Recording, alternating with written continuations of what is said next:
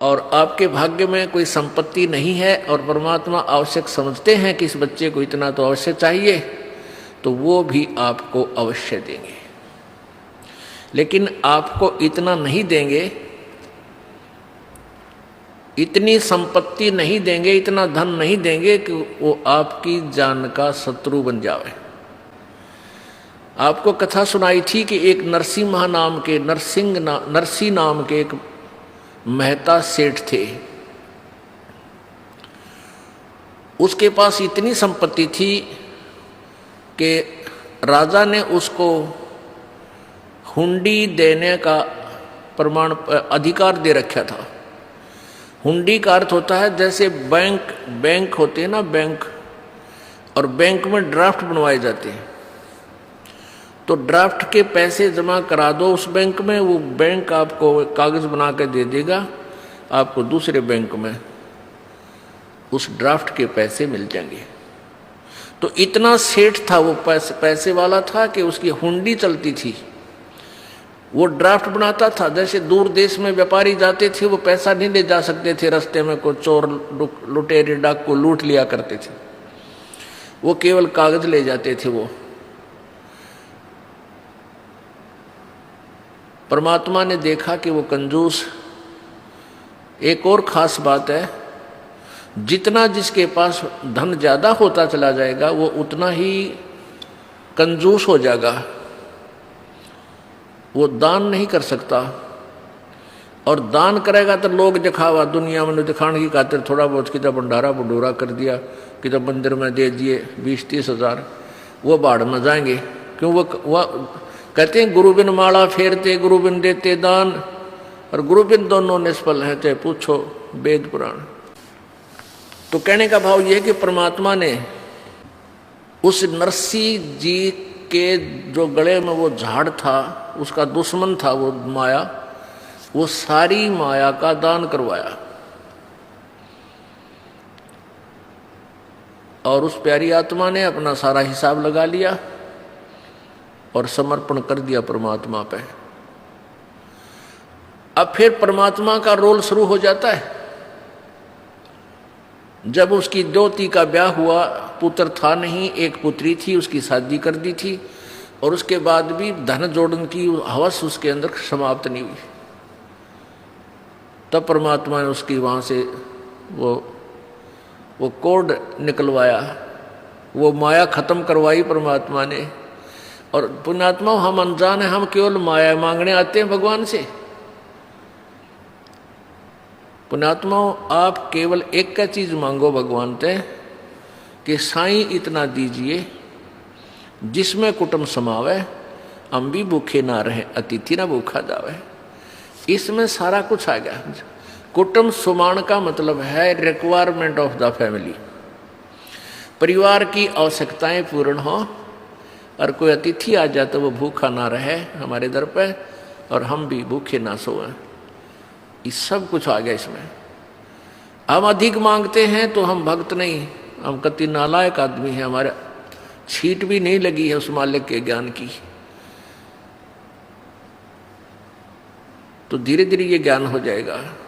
तो धर्मदास उस नरसी जी ने परमात्मा का आदेश मान कर और वो सारा कोड जो दुनिया को लूट लूट के और धन जोड़ रखा था, सारा भंडारे में ला दिया, धन उसका धर्म में लगा दिया। उसके बाद द्योती का जब ब्याह हुआ, ये सर्वविदित है कि परमात्मा ने आके पैसों की वर्षा कर दी उस नगरी के अंदर, और बहुत सा धन लाकर उसको दे दिया। तो ये तो परमात्मा ये दिखाना चाहते हैं कि कल्पे कारण कौन है, कल्पे कारण कौन है, कल्पे कारण क्या भवे, कर सेवा निकाम, और मन इच्छा फल देऊंगा जो पड़े मेरे ते काम। अब जैसे आप जा रहे हो, एक्सीडेंट हो गया और वहां आपको बचा दिया, वहां धनी का काम था, वहां ना राष्ट्रपति बचा सकता, चाहे आपका पिता भी क्यों ना हो, ना मुख्यमंत्री बचा सकता, ना कोई भी नहीं बचा सकता, ना तेरी माया बचा सकती, धन नहीं बचा सकता, वहाँ परमात्मा बचा सकता, वहाँ धनी का रोल है। कल्पे कारण कौन है कर सेवा निकाम, के बगैर किसी मनोकामना के तो पूजा कर मालिक की, और मन इच्छा फल देवेगा जब पड़े धनी ते काम, धनी तो वहाँ धनी का काम होता है।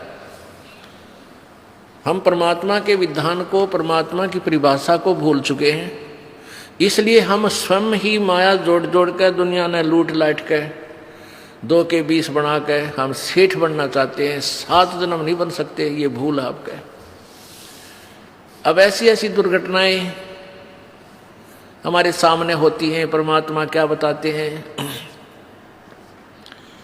राम नाम कड़ुआ लगे, राम नाम कड़ुआ लगे, ये मीठे लगे दाम, दुविधा में दोनों गए भाई, माया मिली ना राम।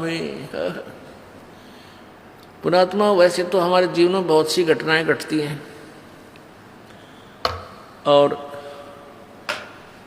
वो याद नहीं रहती इतनी। जब हम सत्संग सुनते हैं, विचार सुनते हैं, परमात्मा का विधान पढ़ते हैं, फिर वो सारी हमारे सामने घूमने लग जाती हैं। एक समय ये दास पंजाब के अंदर दूसरे संडे को सत्संग करने जाता था, दूसरे रविवार को।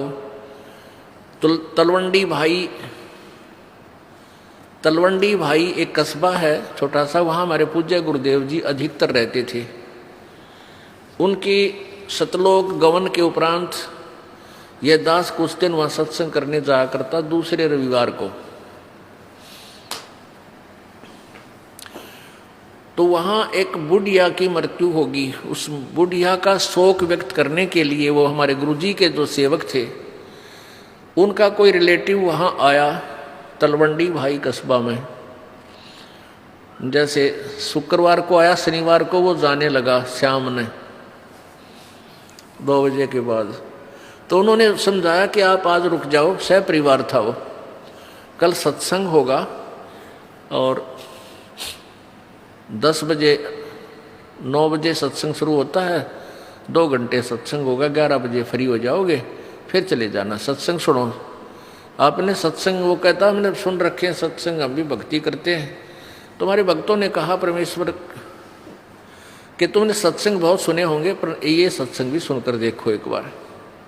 तो उसने क्या कहा कि वहाँ मेरी एक पार्टी आवेगी जिससे मैंने अनुबंध करना है, उसके साथ मेरा एक कंप्रोमाइज वो होना है, कॉन्ट्रैक्ट होना है, कोई सौदा करना है, और उसमें मुझे 5 लाख रुपए का बेनिफिट होगा।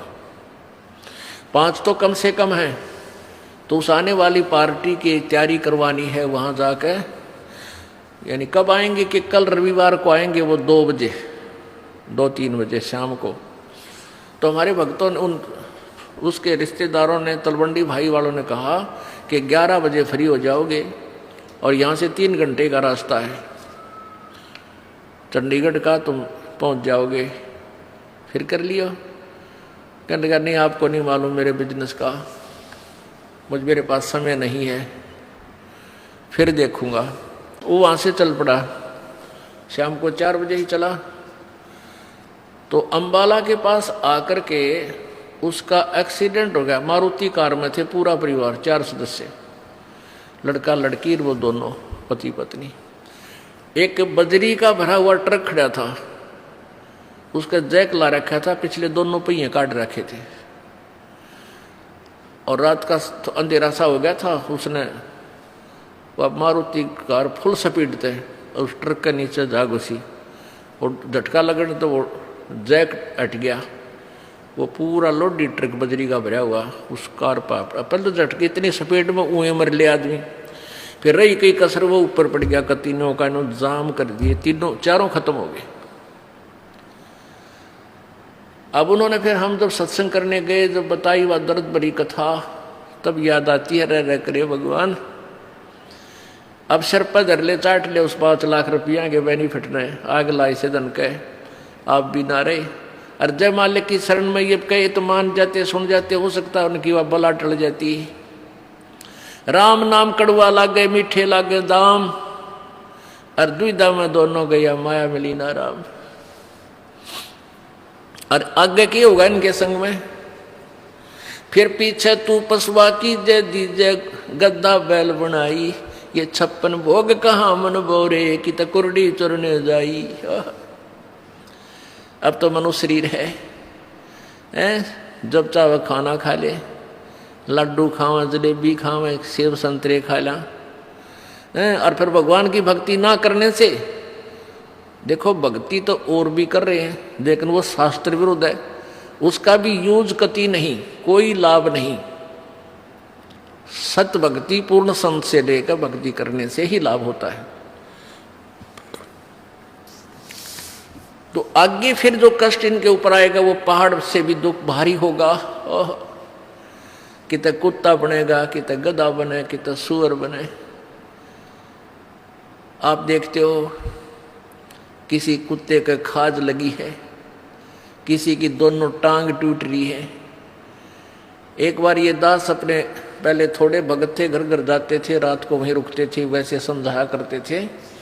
रोहतक के अंदर ये दास अपने भगत के यहाँ रुका हुआ था। सुबह वक्त से उठकर मैं सैर सपट्टे को निकल गया। उस शहर के अंदर ही खाली प्लाट पड़े थे, वहाँ सड़क सी बना रखी थी, कॉलोनी काट रखी थी।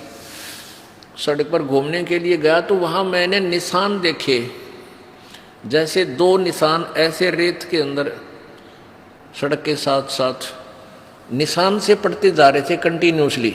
तो मैंने पहले मेरे ध्यान में आया, सोचा कि भाई ये क्या, किस चीज के निशान हो सकते हैं। ये सोचता सोचता चल भी रहा था, उधर देख भी रहा था। आगे थोड़ी देर चलते क्या देखा कि